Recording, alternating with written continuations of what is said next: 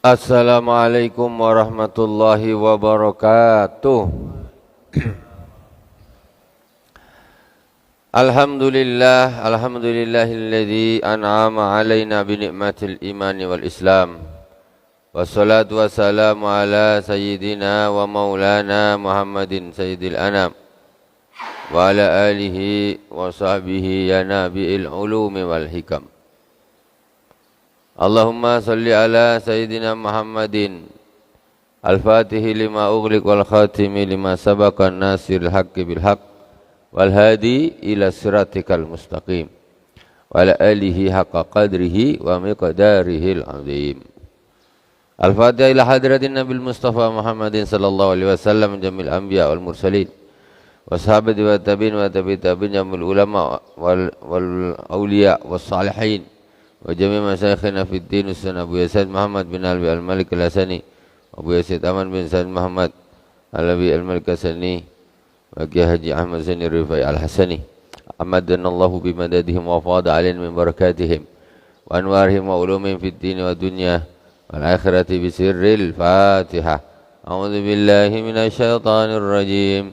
Bismillahirrahmanirrahim. Alhamdulillahi Rabbil Alamin Ar-Rahmanir Rahim Maliki Yawmiddin Iyyaka na'budu wa iyyaka nasta'in Ihdinas siratal mustaqim Siratal ladzina an'amta 'alaihim ghairil maghdubi 'alaihim waladdallin. Amin. Bismillahirrahmanirrahim. Qala Abu Yazid Muhammad bin Alwi Al-Malik Al-Hasani fi kitab Al-Mukhtar min Kalamil Akhyar. Abdullah bin Abdul Aziz Al-Umari radhiyallahu taala anhu. Al-Imam Abdullah bin Abdul Aziz Al-Umari radhiyallahu taala anhu huwa Al-Imam Al-Qudwa Az-Zahid Al-Abid Abu Abdurrahman Abdullah bin Abdul Aziz bin Abdullah bin Umar ibn al-Khattab al-Qurasi al-Adawi al-Umari al-Madani. Tuwafiya sanata arba'in wa thamanin wa mi'ah walahu sittun wa sittuna sanah rahimahullahu ta'ala. Al-Imam Abdullah bin Abdul Aziz al-Umari ini beliau adalah masih keturunannya Sayyidina Umar bin Khattab al-Umari, keturunan Sayyidina Umar bin Khattab.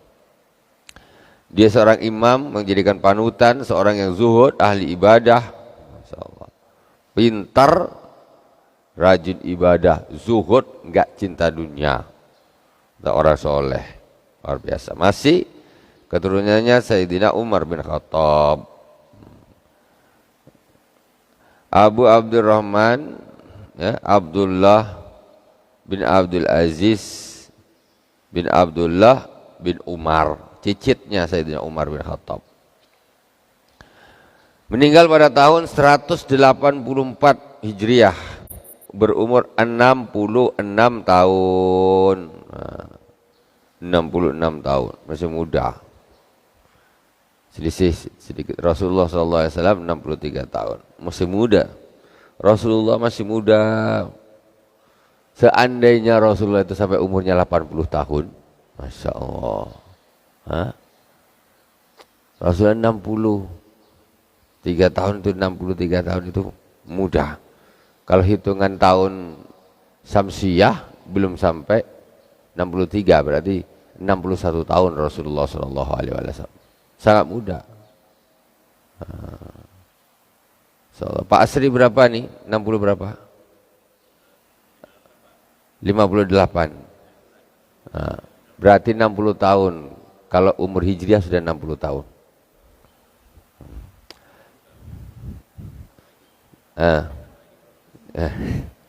Masih muda. Yang penting taat kepada Allah Subhanahu wa taala. Ta'abbada wa sakanal maqabir. Al-Imam Abdullah bin Abdul Aziz Al-Umari, cicitnya Sayyidina Umar ini, beliau ahli ibadah, tapi sukanya tinggal di kuburan. Di kuburan tinggalnya, ibadah, Masya Allah. Kalau kita nih di tempat kita tak ada lah ya. Kalau di Jawa itu ada di kubur tuh, kubur para aulia, orang duduk di situ ngaji sampai bermalam, sampai ngaji, ibadah. Ta'abbada wa sakanal maqabir, ibadah, bukan nyembah kuburan, tidak. Ya di situ berzikir kepada Allah Subhanahu wa taala, membaca Al-Qur'an, pokoknya ibadah lah. Nah, tinggalnya di kuburan pindah-pindah. Ini cucitnya Khalifah Umar bin Khattab. Wa kana la yura illa biyadi kitabun yaqra'uh. Dan dia itu tidak terlihat kecuali di tangannya ini ada kitab yang dia selalu baca. Nah, ada kitab dia selalu baca, terutama Al-Quran. Ataupun kitab-kitab yang ada hadis dan sebagainya. Pasti di tangannya itu ada Al-Quran. Ahli ibadah cuma suka ibadahnya ini di kuburan, tinggal di kuburan. Selalu di tangannya tidak lepas ada kitab yang dibacanya, bukan cuma dipegang tapi dibaca. Wa taraka mujalasatan nas. Beliau ini tidak mau duduk dengan orang-orang, nggak mau.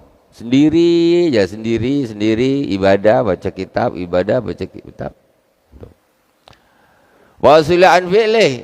Kemudian dia ditanya tentang perbuatannya ini. Kok aneh, Syekh, Imam, kenapa engkau ini kok sukanya ibadah tapi kok di kuburan? Terus tanganmu itu tidak pernah lepas dari memegang kitab yang selalu engkau baca. Nah, apa kata beliau? Faqala lam ara aw adza min qabrin. Aku tidak melihat sesuatu yang lebih bisa memberi nasihat daripada kuburan. Kuburan ini cukup kita lihat saja itu sudah memberi nasihat kepada kita itu. Makanya kata Imam Abdullah An-Numari, aku tidak melihat sesuatu yang lebih menasihati daripada kuburan. Coba kita nengok mobil Pajero Sport, kira-kira kita diberi nasihat, dapat nasihat tak? Wah, tambah gila dunia kita. Tengok kuburan, batu nisan, ya Allah, aku pasti nanti akan begini juga itu, pasti itu. Lah terus ngapo lagi aku nih di dunia nih, tak tahu kapan lagi. Jadi begitu, cuma lihat saja nih. Kadang-kadang orang melihat itu sebentar, nasihat itu belum datang, dia harus duduk di situ, duduk 1 menit, 2 menit, atau 1 jam, baru nasihat itu terasa dia. Masya Allah, kuburan ini berapa ratus, berapa dibakar, masih ada spes kosong. Mungkin nanti lubangnya untuk saya di sana, mungkin. Lah terus itu apa aku di dunia ini kalau nak bikin macam-macam hal? Itu apa lagi? Tak sempat. Ibadah sajalah, nunggu apa masuk ke dalam lubang kubur. Jadi kuburan itu cukup dilihat saja sudah memberi nasihat. Makanya kata Rasulullah SAW, innaha tudzakirukumul maut.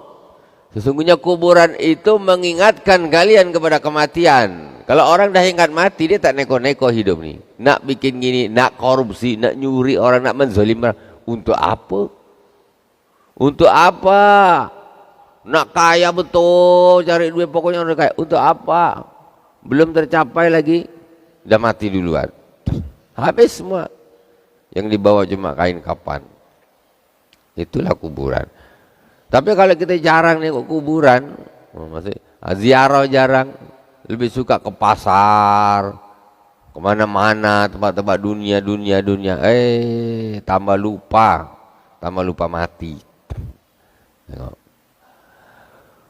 Qala lam ara awada min qabrin wala anasa min kitabin, dan aku tidak melihat sesuatu yang lebih menghibur aku daripada kitab, daripada Al-Quran. Enggak ada. Aku ketika baca ini enak, menghibur, terhibur gitu. Tak usah gitu. Kita tengoklah, kita baca kitab nih. Kita merasa enak, nyaman, terhibur. Nah, coba kita kadang-kadang kita ngobrol sama orang-orang gini nih. Ngomongnya dia nyelekit, sakit hati. Dengar ngomong gini, sakit hati, enggak terhibur. Nah, Kadang-kadang malah jadi kelahi. Kalau kitab nih, tak ada dia nak mengata kita balik gini. Kau ni apa nyakit, tak ada. Kita baca saja, sejuk hati rasanya nih. Menasihati kita, membuat kita terhibur, membuat kita tenang. Wala aslama minal wahdah. Dan tidak ada yang lebih menyelamatkan kecuali sendirian.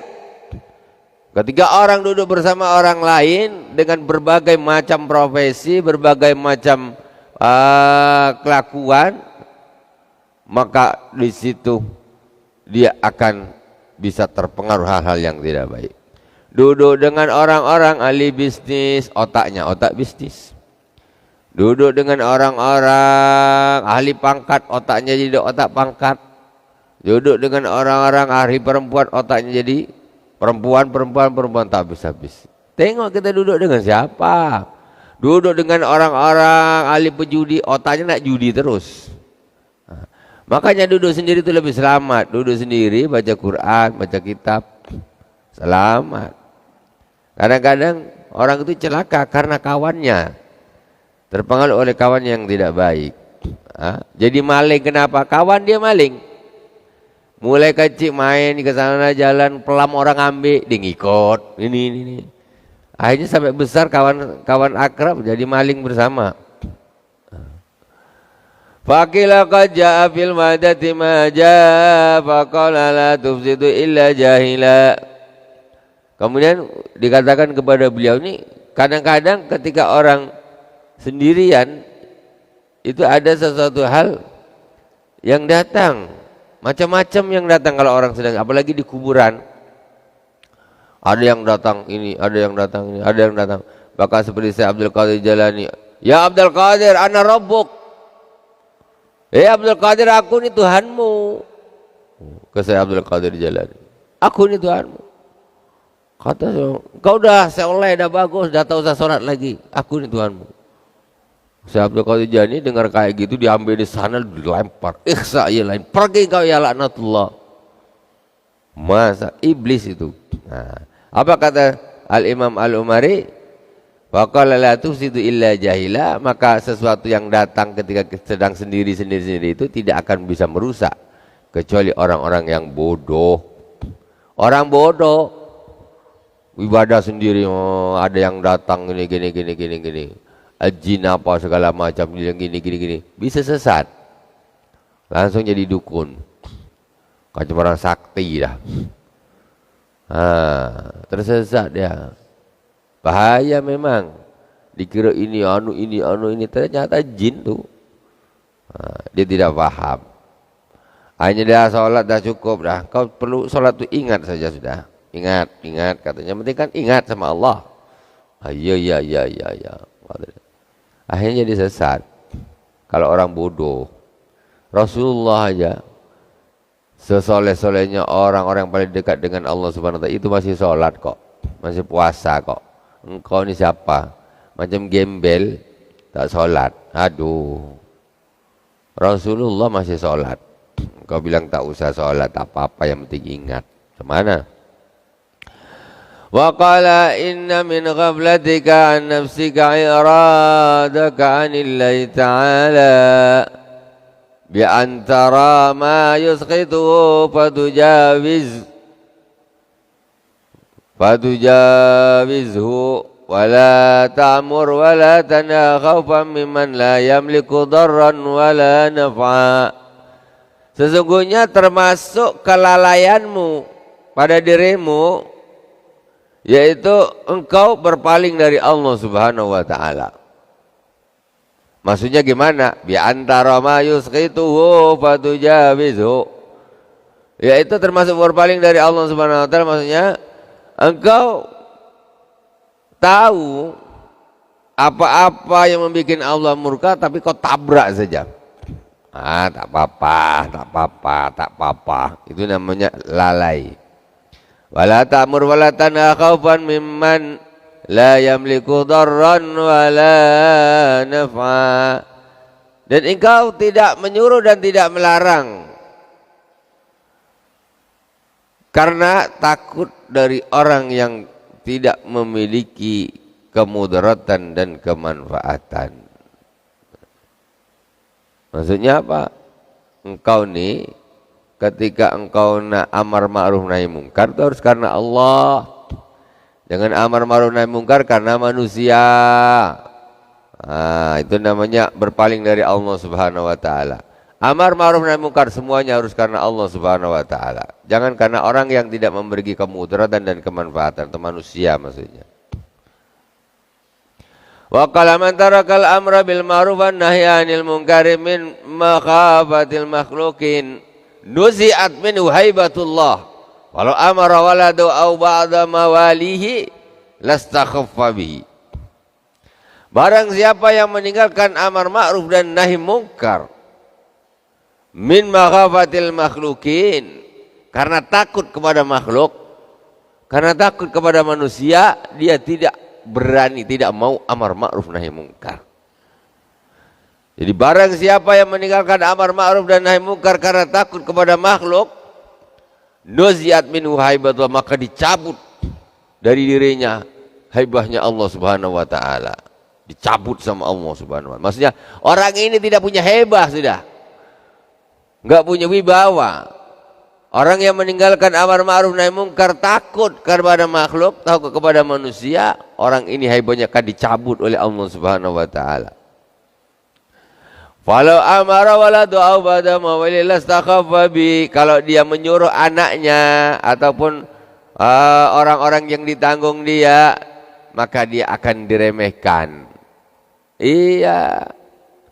Jadi harus tegas, jangan takut kepada manusia amar ma'ruf nahi mungkar itu. Kalau tidak, enggak aibah. Wibawa, tidak ada wibawanya. Sampai nyuruh anaknya pun anaknya tak mau.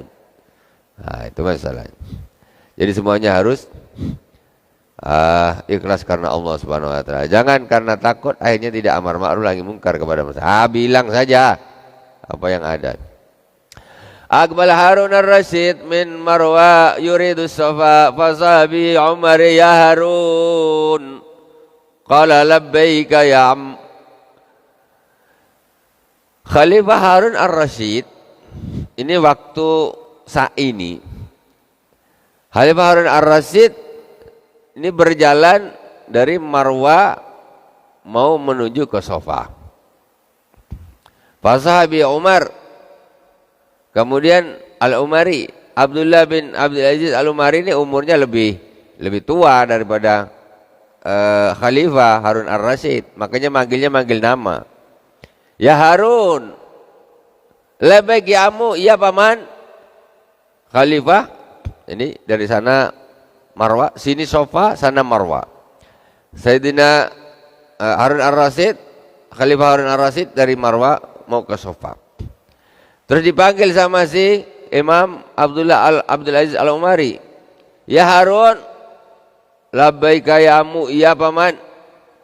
Qala irqas Safa falamma raqiya qala irmi bidarfika ilal bait. Naik ke Safa sini, naik.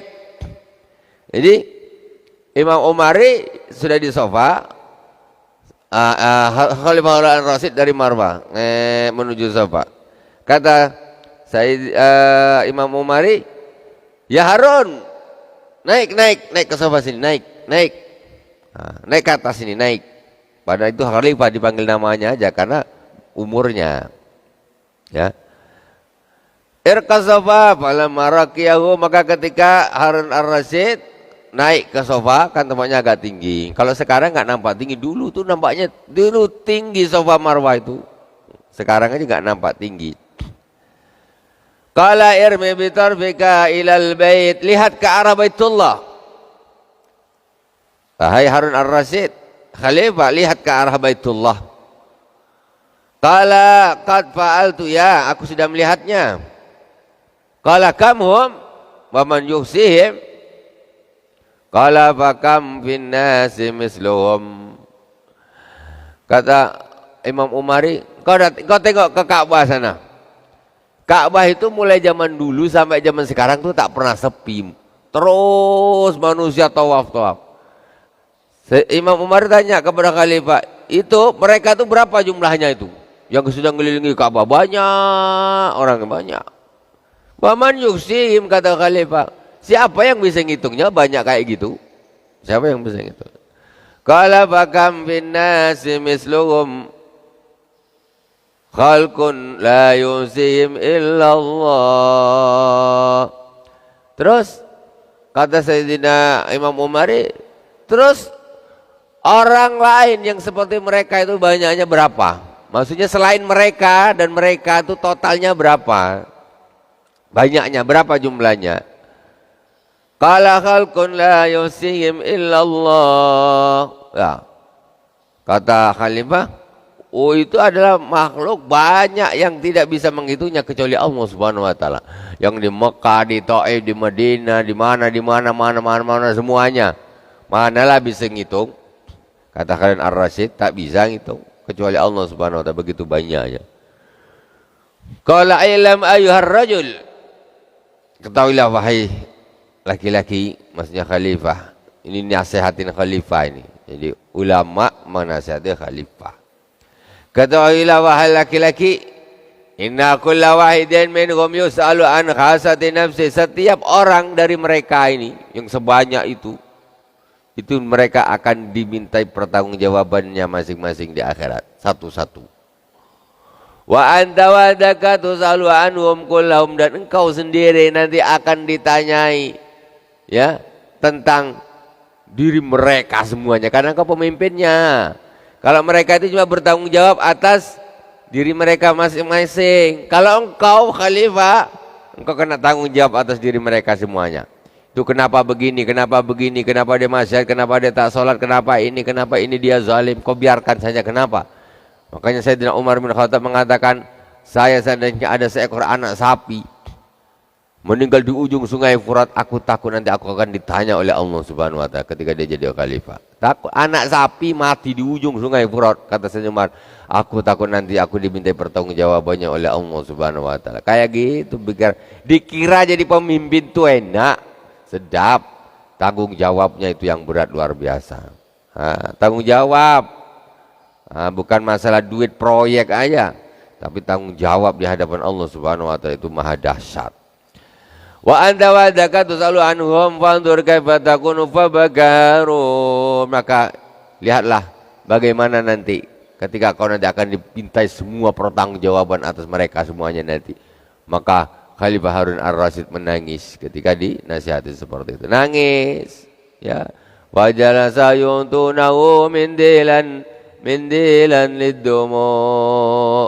Kemudian Khalifah Harun Ar-Rasyid duduk dan orang-orang membelinya tisu ya untuk mengelap mata air matanya, nangis. Wallahu subhanahu wa ta'ala a'lam. Satu ketinggalan. Wajah ar-rajulun faqala idni fa'aghadha husatan minal arti. Ada seorang laki-laki datang kepada Al-Imam Abdullah bin Abdul Aziz Al-Umari. Apa katanya? Faqala idni, beri aku nasihat wahai imam. Orang kayak gitu datang, orang alim ke syekh ke wali datang, nasihati saya wahai imam, nasihati saya. Beri aku nasihat wahai imam. Datang cuma untuk minta nasihat. Nasihati apalah, pokoknya aku nih nasihatin. Faqad hasatan minal ardi zinatu hadhihi minal wara' yadkhulu qalbaka khairun laka min salati ahlil ard. Kemudian Imam Abdullah bin Abdul Aziz Al-Umari ngambil batu kecil. Ada batu kecil. Nah, batu kecil ini kata Imam Al-Umari, seberat ini daripada warak. Batu kecil, ada warak kok seberat ini saja masuk ke dalam hatimu, itu lebih bagus daripada sholatnya seluruh penduduk bumi. Warak kecil. Warak ini apa? Menjaga diri dari hal-hal yang subhat, hal-hal yang haram. Itu lebih penting daripada sholat sunat. Sholat sunat kalau makan subhat, jidat sampai hitam, tak akan diterima oleh Allah SWT. Tak akan diterima oleh Allah SWT. Warak ini penting. Maka dikatakan ini peribahasanya beliau ini, ya, ada warak sebesar ini, batu kecil ini masuk ke dalam hatimu, itu lebih bagus daripada sholatnya seluruh penduduk bumi. Maksudnya apa? Wara itu menjaga diri daripada hal yang subhat, yang haram itu bisa, itu menjadi kunci daripada diterimanya amal-amal seperti sholat. Sholat mau puasa mau apa, kalau di situ masih makan subhat maka tidak akan diterima oleh Allah Subhanahu wa taala. Haji ya tak diterima. Jadi jangan dikira yang seperti itu bukan amal yang luar biasa. Kita jaga perut kita dari hal-hal yang subhat, hal-hal yang haram. Ada orang suka makan subhat tapi rajin sholat. Macam mana tuh? Dia suka rajin sholat, rajin, tapi dia suka makan subhat. Ada orang jaga diri dia. Tak mau, ini tak boleh, ini tak jelas nih. Ini tak boleh, ini subhat nih. Ini tak boleh. Kalau yang satu tuh embat aja, tapi dia rajin sholat bang. Rajin, sholat sunat ini, sholat sunat ini. Tapi makanannya tidak dijaga. Yang dimasukkan dalam perutnya. Ini yang satu nih, sholatnya pas-pasan aja, pokoknya yang fardu. Tapi betul-betul dia menjaga dirinya daripada hal-hal yang subhat. Ini tentu lebih utama. Kenapa? Karena sholat yang banyak dengan makan subhat itu tidak diterima oleh Allah Subhanahu wa taala. Casingnya macam banyak dia ibadahnya. Ternyata ditolak semua sama Allah Subhanahu wa taala karena dia tidak menjaga apa yang masuk di dalam perutnya tadi. Faqala zidni, tambahi, nasihati lagi aku, nasihati lagi, tambah wahai imam. Qala kama tuhibbu ayyakuna Allah Subhanahu wa taala laka ghadan fakunnahu al-yawm. Kata beliau, sebagaimana engkau suka, engkau ingin Allah Subhanahu wa taala nanti besok ketika kiamat, di hari kiamat nanti, di hari akhirat nanti, sebagaimana engkau ingin Allah itu bersamamu nanti di hari kiamat, maka adalah kau bersamanya sekarang. Engkau kalau nak kepengin bersama Allah nanti di akhirat, maka sekarang kau harus bersama Allah. Ini keinginan tak nyambung. Mau masuk surga ibadah tak mau, maksiat terus. Jadi kata beliau, sebagaimana kalau engkau memang suka, ingin engkau bersama Allah nanti di akhirat, maka hendaklah kau bersama Allah pada hari ini, sekarang ini. Jadi imbangannya gitu. Kalau orang dari dunia ini enggak sama Allah, kalau di akhirat mau sama Allah macam mana? Di dunia ini bersamalah Allah, maka di akhirat juga akan bersama Allah Subhanahu wa taala. Alhamdulillahirabbil alamin. Subhanakallahumma wa bihamdik, asyhadu an la ilaha illa anta, astaghfiruka wa atubu ilaik. Wa sallallahu ala sayyidina Muhammadin wa ala alihi washabihi wa baraka wa sallam. Walhamdulillahirabbil alamin. Wassalamualaikum warahmatullahi wabarakatuh.